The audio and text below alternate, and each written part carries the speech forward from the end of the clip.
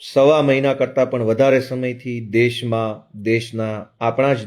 આપણા પોતાના યુવાનો પોતાની વ્યાજબી માંગણી લઈ અને સરકારની સામે બેઠા છે.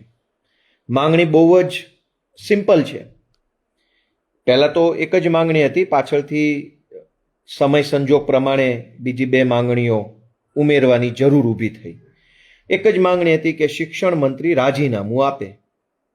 શિક્ષણ મંત્રીને બચાવવા માટે થઈ રેલવે સ્ટેશનો બંધ કર્યા, આખા દેશની આર્મી ઉતારી દીધી, ગોળીઓ મારી, પેલેટ ગન, દંડા માર્યા, મહિલાઓ સાથે બદતમીજી કરવામાં આવી.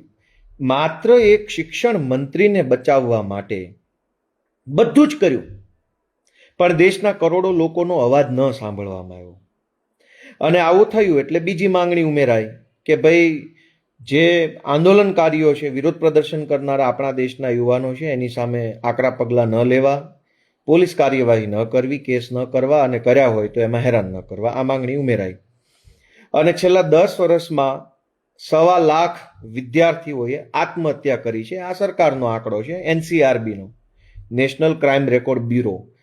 છેલ્લા 10 વર્ષમાં શિક્ષણ વ્યવસ્થાની અંદર રહેલા ખામીના કારણે 1.25 લાખ વિદ્યાર્થીઓએ આ દેશમાં આત્મહત્યા કરી છે. જ્યારે દેશમાં કોઈ મુદ્દો બને અને જનતા આંદોલન ઉપર આવે એટલે ભાજપની ટોળકી, કહેવાતા કુબુદ્ધિજીવીઓ, કહેવાતા પથ્થરકારો અને ગોદી મીડિયા, આ બધા જ લોકો આંદોલનને ખરાબ ચિતરવામાં લાગી જાય.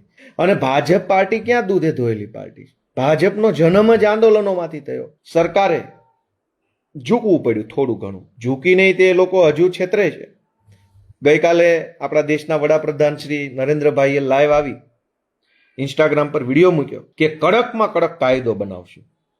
કડકમાં કડક એવો જ કડકમાં કડક એનાથી કડક કાયદો દારૂબંધીનો ગુજરાતમાં બનાવ્યો જ છે ને. પણ વેચવા વાળા નહીં પકડાય, ખાલી પીવા વાળા જ પકડાય. તો કડક કાયદો શું કરી લેશે? ચાલો, કાયદો તો ખૂબ કડક છે. ફોડેલું પેપર લેવા વાળા વિદ્યાર્થીઓ કે કોઈ લેભાગુ તત્વો કે કોઈ લાલચુ કે વધારે પડતા મહત્વકાંક્ષી નાના માણસો હશે એ પકડાશે. એકચ્યુઅલમાં પેપર ફોડવા વાળા, પ્રિન્ટિંગમાંથી કે પેપર જ્યારે ડ્રાફ્ટ થતું હોય ત્યાંથી, અથવા ટ્રાન્સપોર્ટેશન સમયે, અથવા એનું સ્ટોરેજ કર્યું હોય ત્યાંથી જે ફોડવા વાળા છે. ગઈકાલે લોલીપોપ આપવાના ભાગ સ્વરૂપે શિક્ષણ સચિવની બદલી કરવામાં આવી.